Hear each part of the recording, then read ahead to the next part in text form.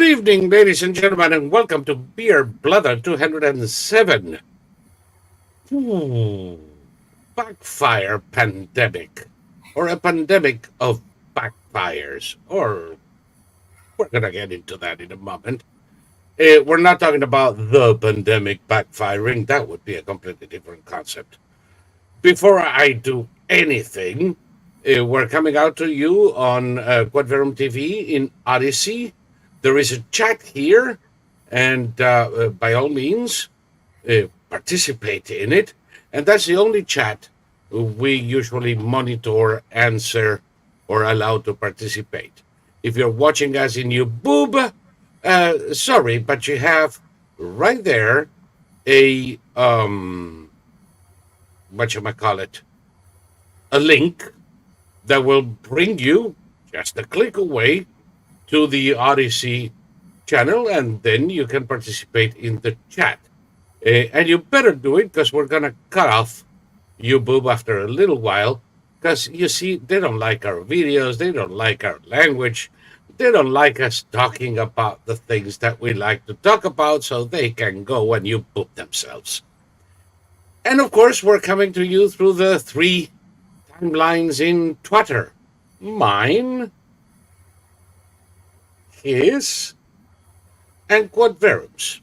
The Thomas Wictor over there, the Brother Lie over here, and Quadverum.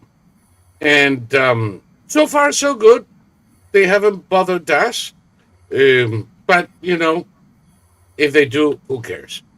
That's life.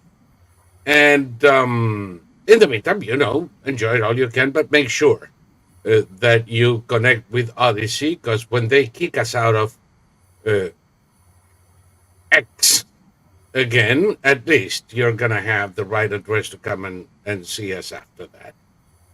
Having said all of those beautiful things, we do ask you to click on subscribe. It's free. Notifications, so you know when we're pestering you.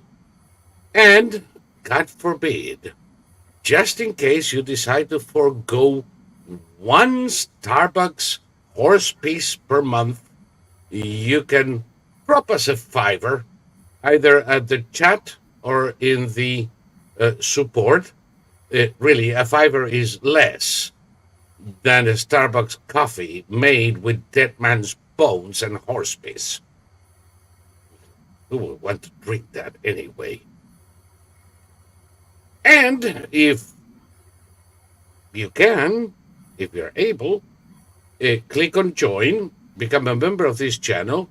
You're going to get to the VIP and some shorts and a lot of stuff, including all of the historic shows that we've done for a number of years now. And just click on join and follow the signs. And, you know, starting at $10 per month, $2.50 per week, you can do that, and it'll help us keep the channel. And now that we have done the disagreeable function of asking you for money, let me go to today's. This is Saul Montes-Bradley, the largest human repository of useless information, coming to you from Florida. I'm beginning to sound like Pygmalion.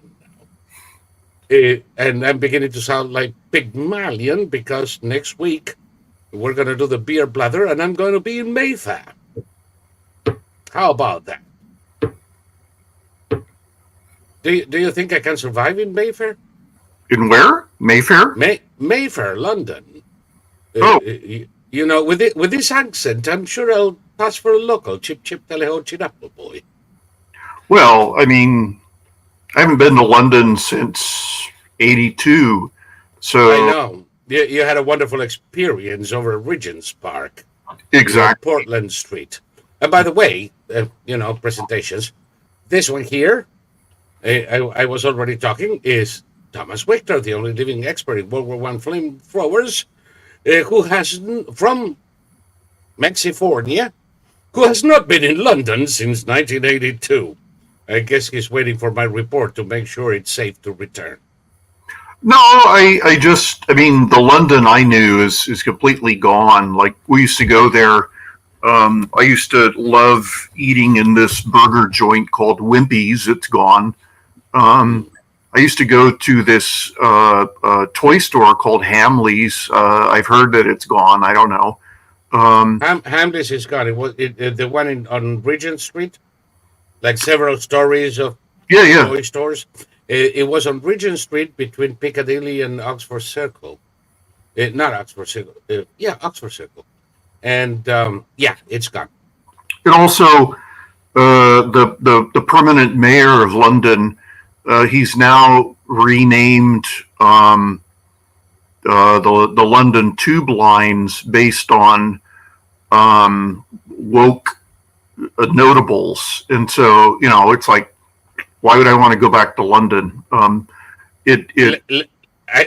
don't know what they're doing, but I'm definitely not getting into Gloria Steinem line.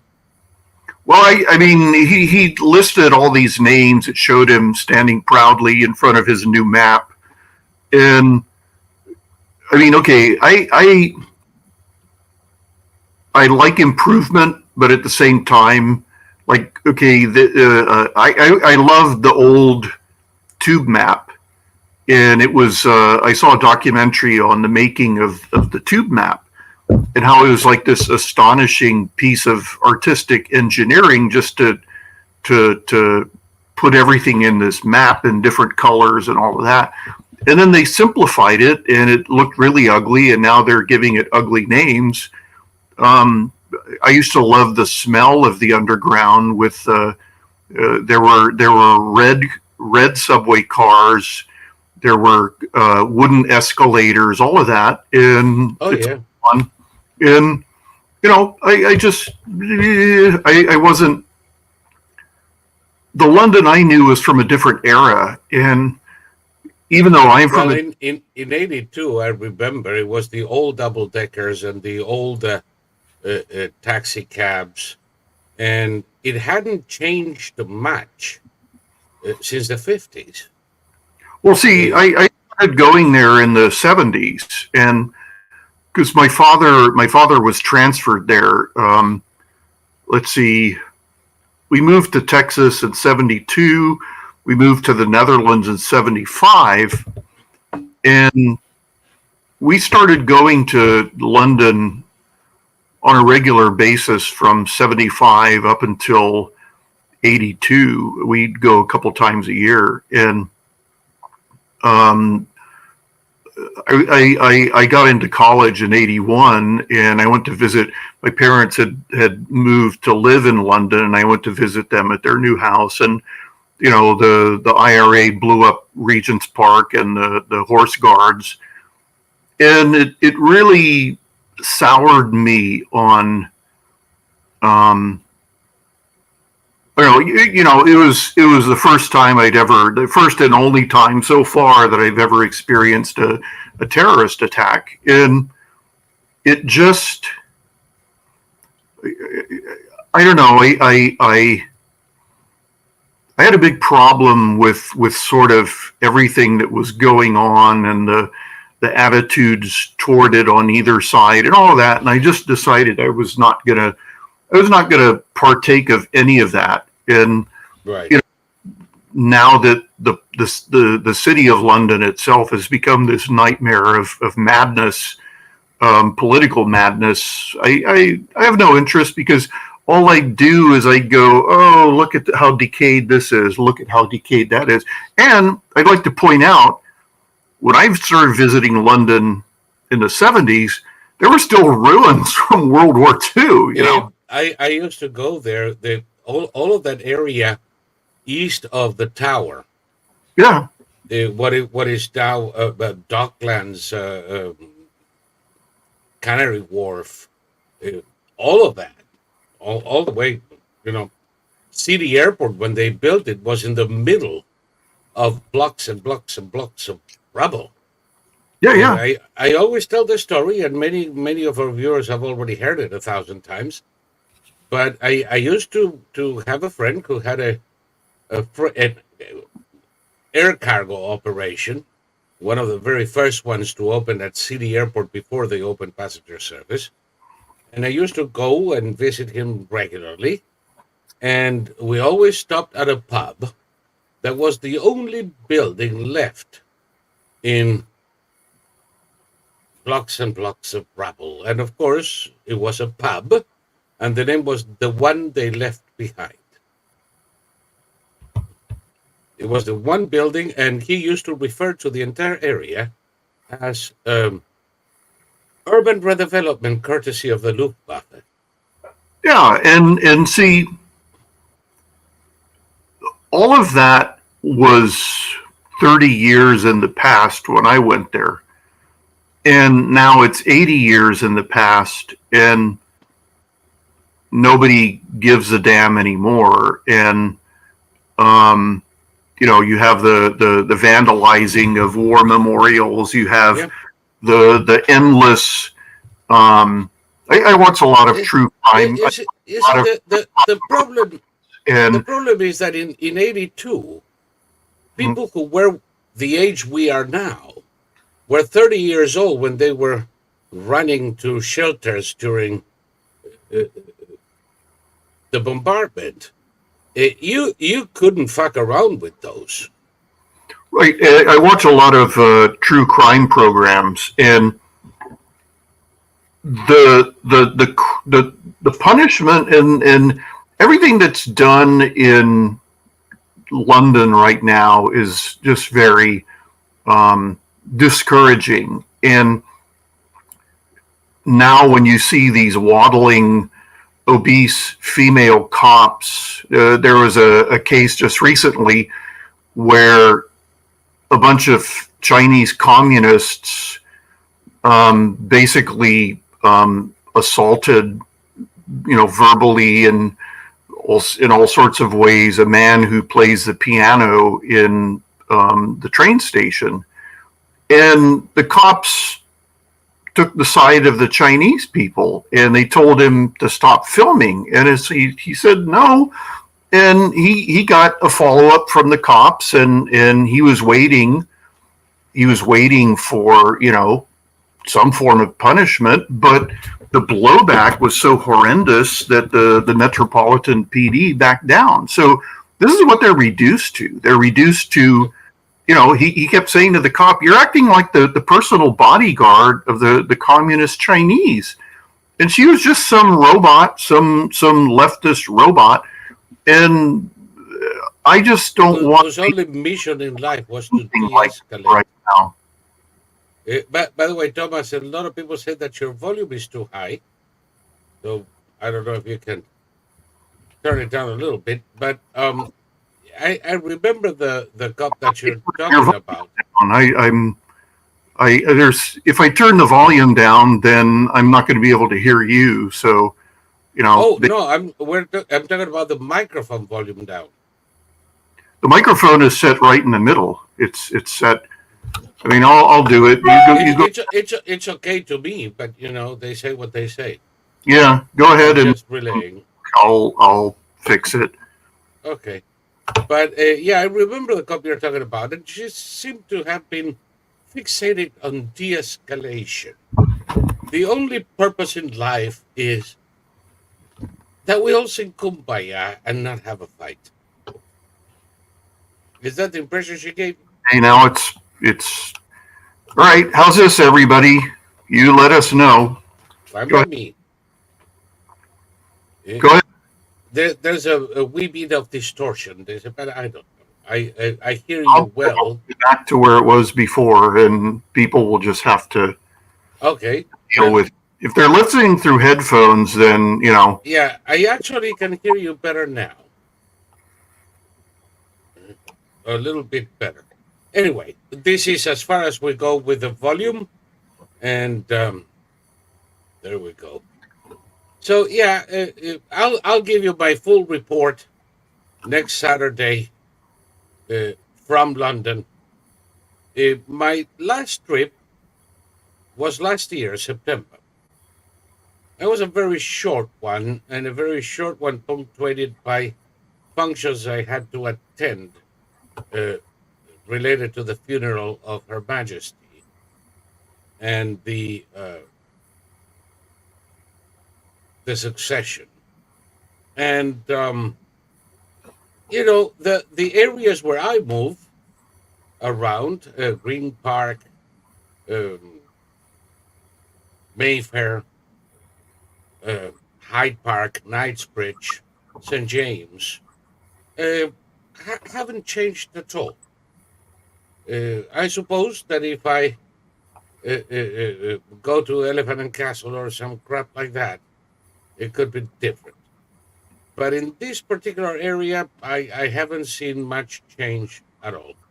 I'll let you know on Saturday and maybe have some videos for you. Any particular thing you'd like me to take a look at other than Regent's Park, which I'm sure you don't want to be reminded of? No, I mean, London. London is London is gone. So I could. I can't think of anything.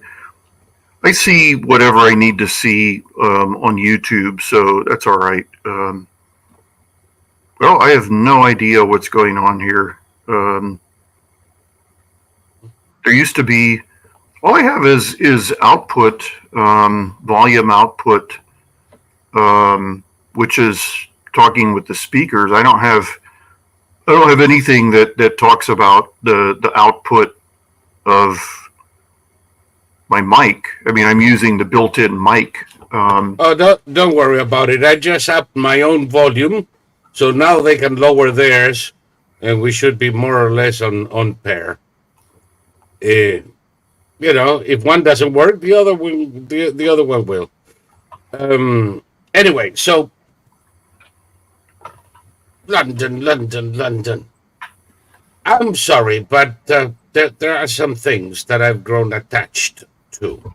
Sure. Bangers and mash in a pub. I have to. Gin and tonic in the club. Tea at Rishoot. Toad in the hole. Ooh. Yes. Maybe a visit to the Broken Pillars. The Broken Pillars is a pub across from the Grand Lodge where Masons gather. So we can all plot about, making an alliance with the Jews to take over the world or something like that. I wouldn't mind getting a part of that action myself. And after so many years in the vineyards of Masonry, it's about friggin' time I got a little tile in there, Because according to some people, I should be doing peachy.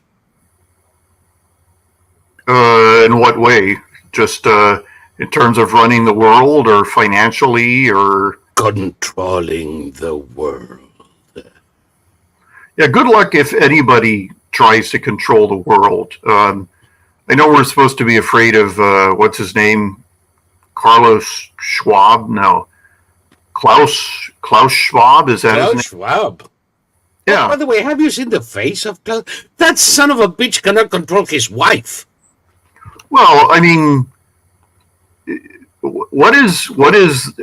Again, we come down to elections. I mean, what is it? The World Economic Forum that he's a big deal at? Is that it? Yeah, he's the ringmaster in the World Economic Forum. Right, but they have no enforcement arm of anything. And they cannot even control their own whores. If people elect politicians who are doing what the World Economic Forum is telling them to do, that's on the voters. This is why I don't get upset about election results or anything. But in the Twitter, I said about the same thing you just said, and they said, "Haven't you heard that they are fraudulent?" And I said, "Oh shit!"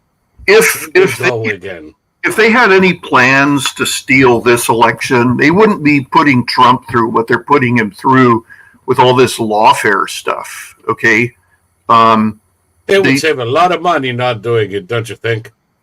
Well, also a lot of humiliation. That idiot from Georgia is being deposed right now, and this is a woman. She was asked how many continents she'd been on, and she said Belize.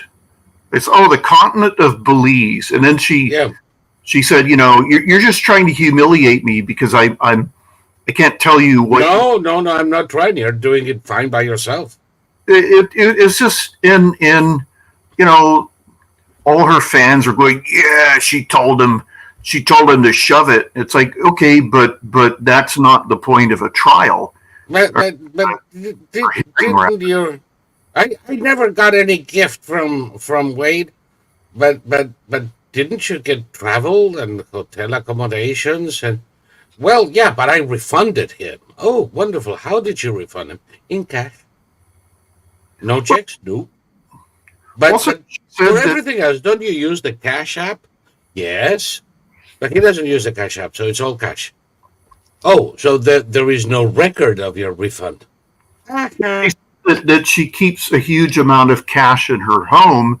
Yes. She said, for example, when she took cash out of her campaign funds, and it's like, oh, so you're using campaign funds to go party with your lover, and it was a slow motion burning train wreck. And by the way, I'm convinced that she was taking that money to the Bahamas to pay him.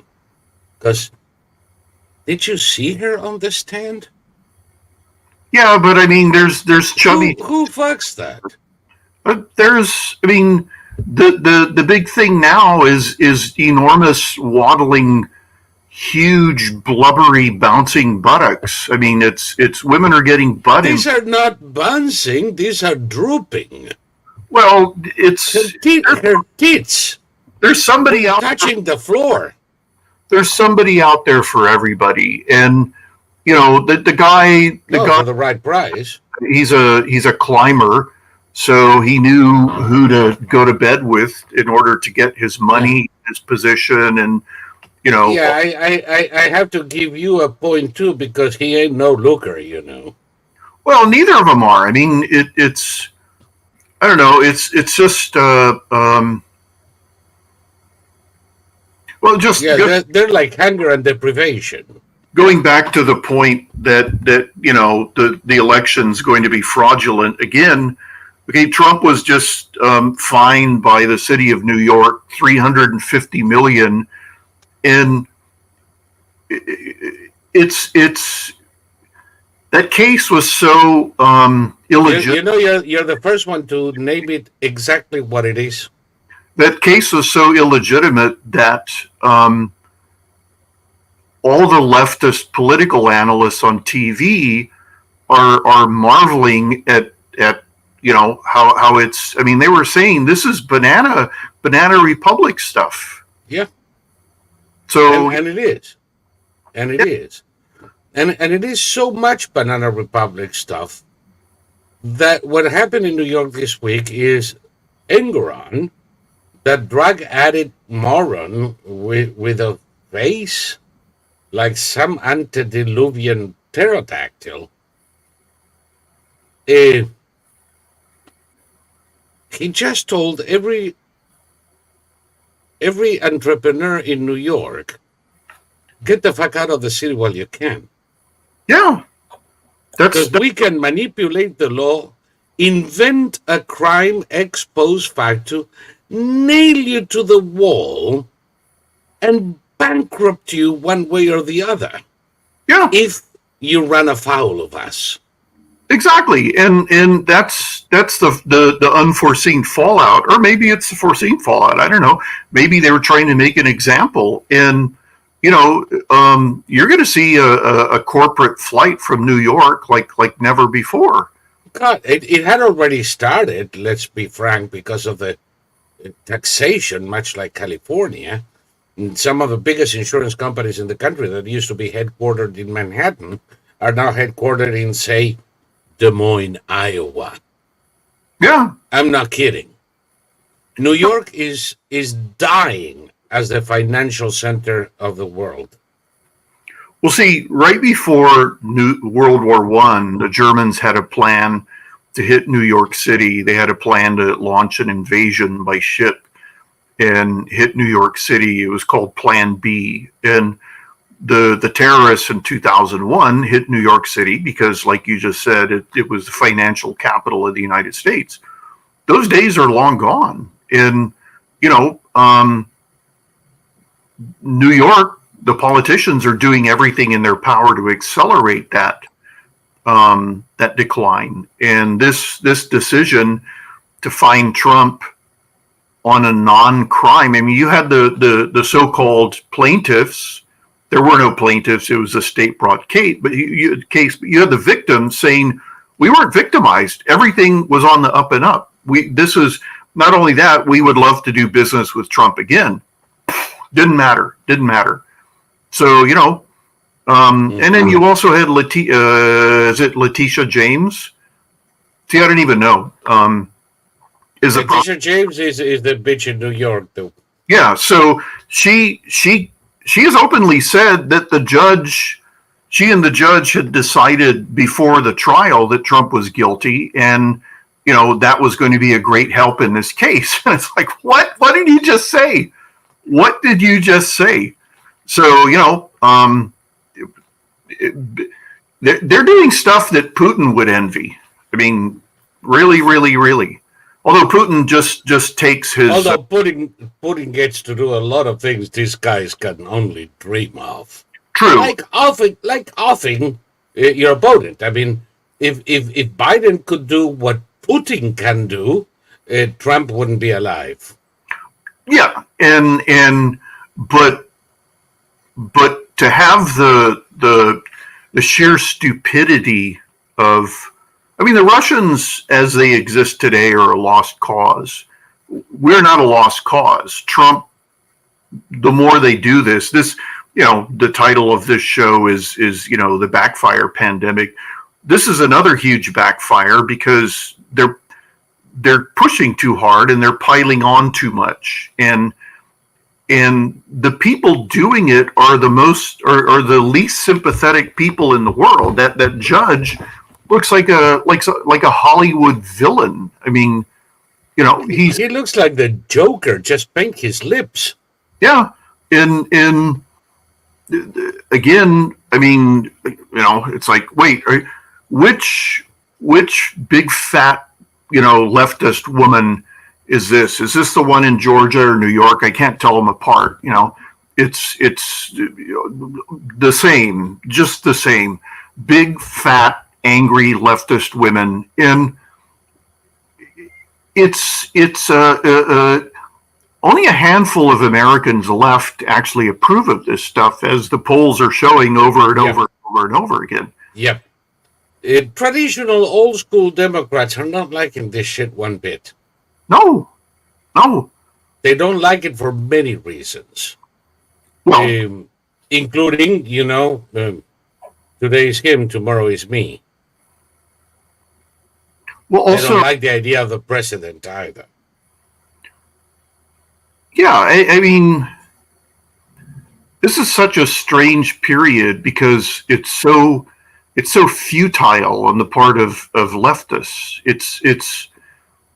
It's impossible that it would fly for more than a relatively short time. In the past, they were smart in that they did these incremental changes that everybody, despite what people think, Americans don't like to fight. They don't like to, and so they can't be bothered for the most part. Just leave me alone. I do my thing.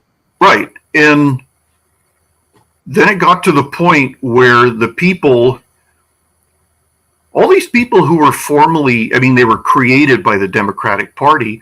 The Democrats lost control of them, and they became, the true believers, the super radical leftists. I saw a TikTok today, and it was a woman commenting on a video put out by a trans person, and the video said, tell me I'm not a woman when I have to do this. And the person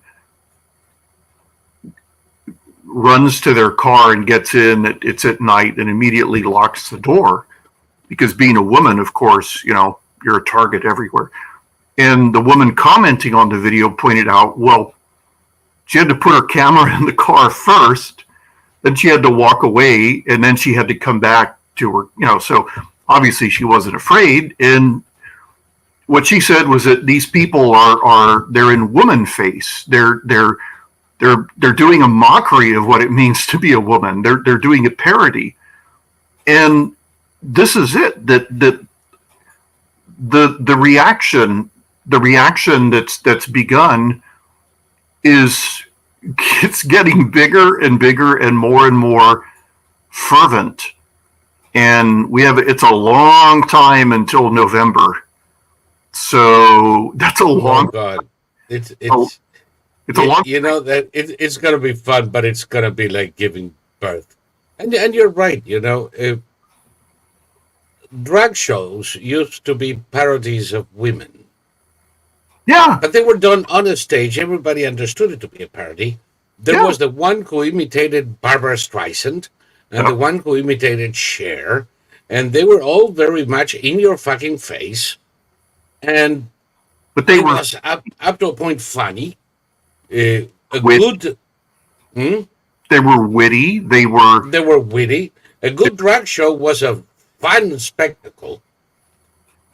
But now it's gone into the streets, into the universities, into political demonstrations at the capitals around the country, and it is the grotesque version of the drag show.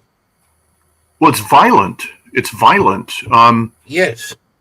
If you go strictly by percentages of the population, transsexuals are the most dangerous stratum of the American. 100 times more likely to commit a crime than any other stratum. And that's because these people they're all. I mean, mass shooters are all basically factory produced. They all have the same mental illnesses, and these people have latched on to trans ideology. And they got it from people telling them, you have to go out there and make your mark. And, Yeah, now all of a sudden the mass killers or mass killer wannabes, by the way, I did say crimes before I meant violent crimes.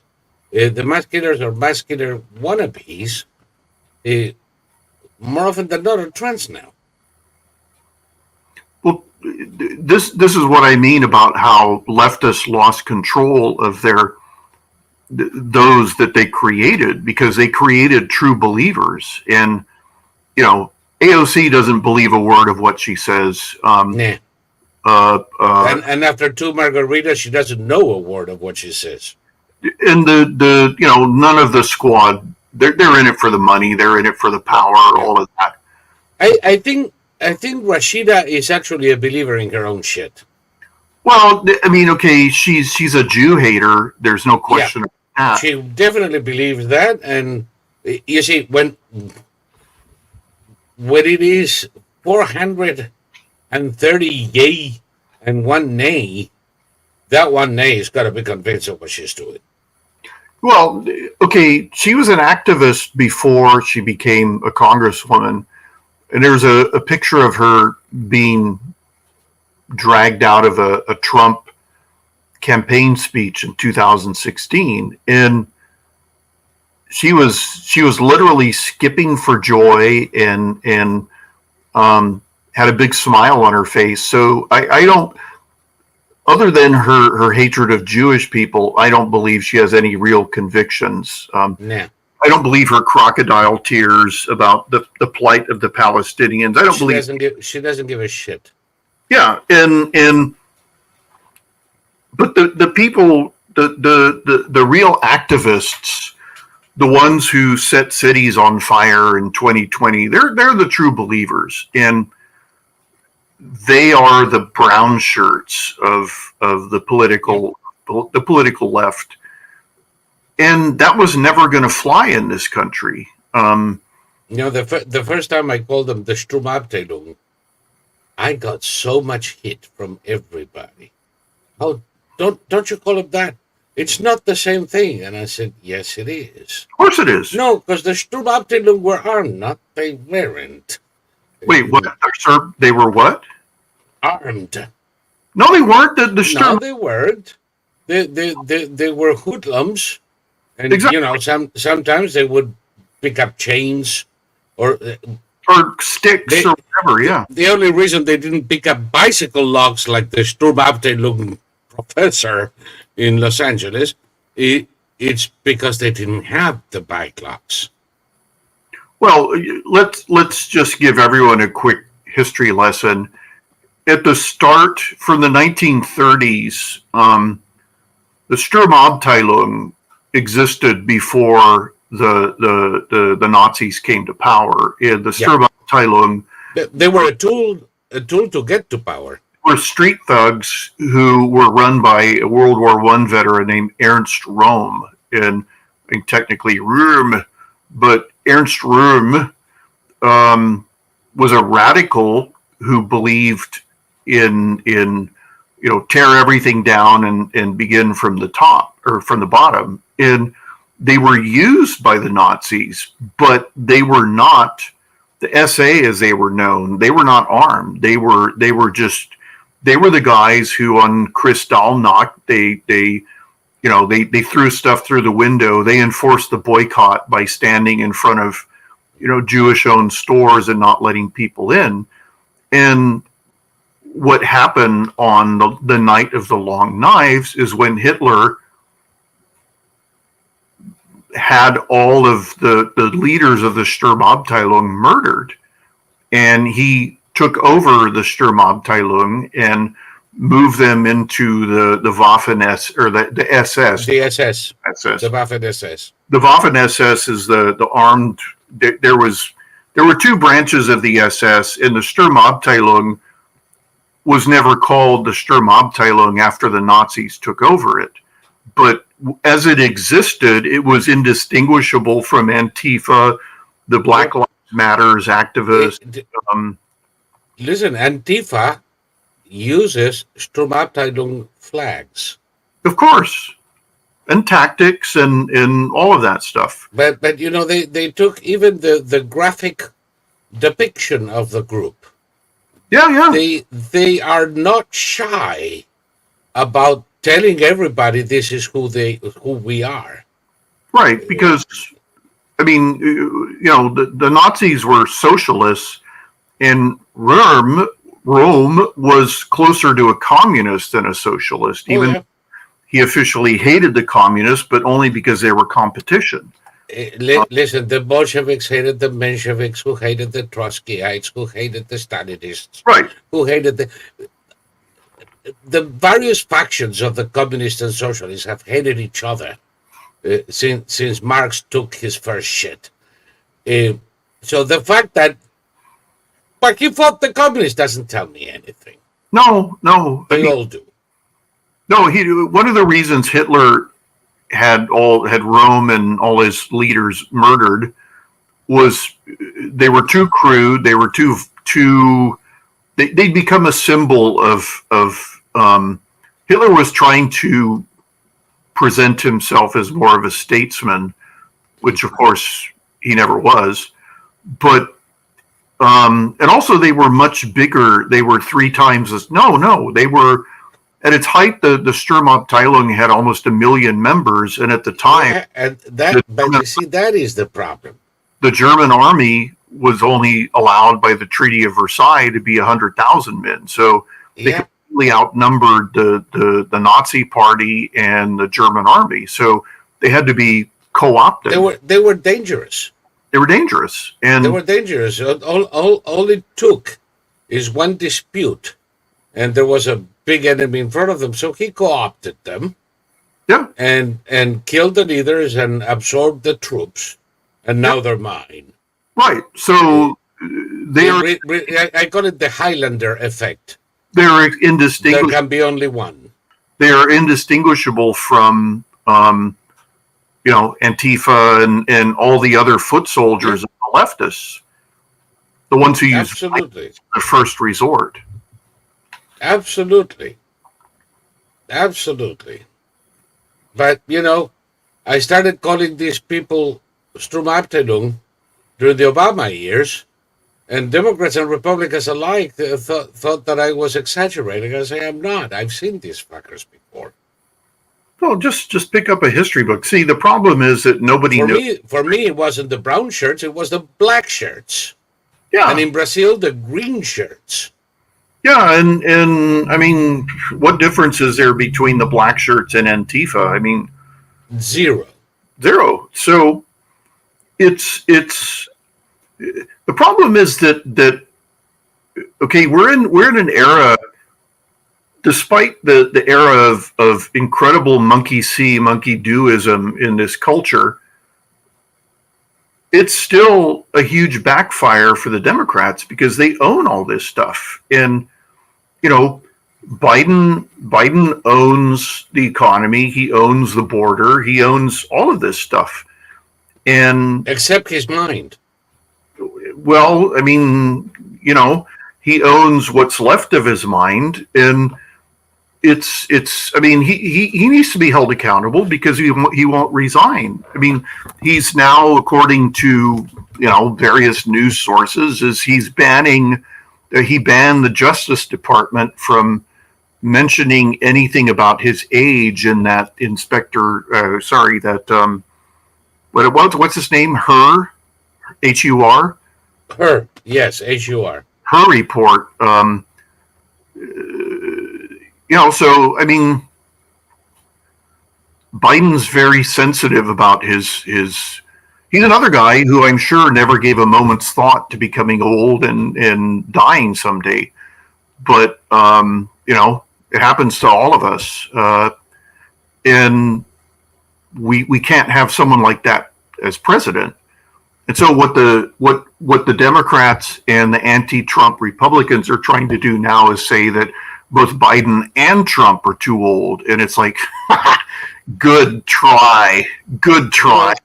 I'll tell you what. There are people who at 75 have no longer the ability to control their minds or their bladder, and there are people who at 100 are lucid and sharp as a tack. Trump is 77. Biden is barely 81. But Biden looks 20 years older than Trump. Don't give me any shit. Trump looks like a regular 77-year-old, which nowadays, 77 is the new 67. Okay, because frankly, we're doing better and better and better as time progresses. Yeah. But the problem with Biden is not that he is 81. Is that his mind is fucking gone. He's a feeble mind in a feeble body. And that has nothing to do with his being 81. I know people at 81 that can pretty much outrun a Marine. I mean, I've known people at 81 who were active physically and mentally. Not this guy. No, and that's the whole point. And to lie about it and to say, "Oh, you're discriminating against old people," it's like, no, I'm discriminating against people who are too impaired to do their job. Yeah, let's take a look at this. Let's see if this looks like Trump in a rally.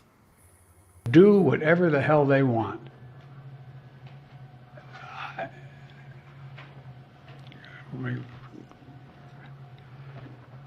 I guess I should clear my mind here a little bit and not say what I'm really thinking.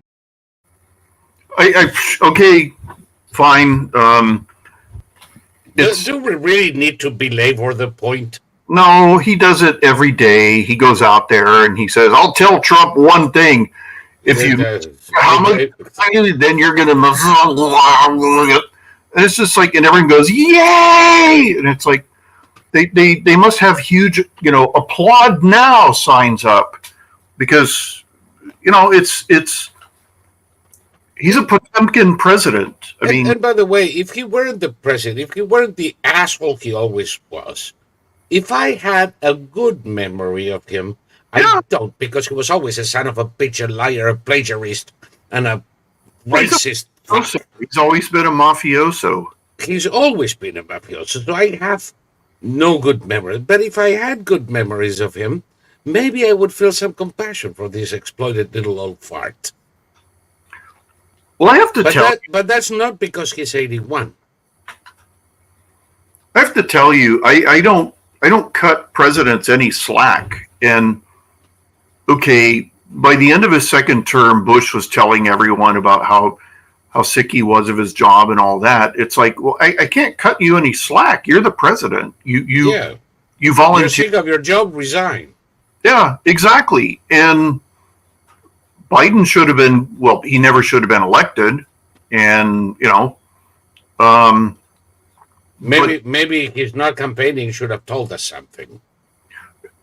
Well, everything should have told us something. And the fact that, okay, what did I hear today? Another block refrigerator-shaped woman politician telling us that if Trump is elected, then he's going to give the nuclear codes to Putin. And it's like, good Lord, you're back to that again? You're back to that again? I mean, she has to be taken out in an ambulance with a straitjacket. Well, we can't take this. We cannot even discuss this seriously. She's one crazy fuck. No, it's just. I mean, we all know that the Russia collusion and none of that was real. We know that they've Yep, they're still arguing the point. That Putin bought the election for Trump, when in fact, Putin preferred Hillary Clinton. Well, of course, because Hillary was in bed with the Democrats. Of course, Hillary Clinton had been sucking the balls of Lavrov since that infamous reset button. Obama was tongue kissing Putin and Medvedev. Well, and they want to tell us that all of a sudden Putin got into a tantrum and preferred Trump instead. Bullshit. How come Putin, if he and Trump were such buddies, how come Putin didn't invade anybody when Trump was president? He knew better, and he knew better than to try to overplay his hand in Syria after Deir ez-Zor as well.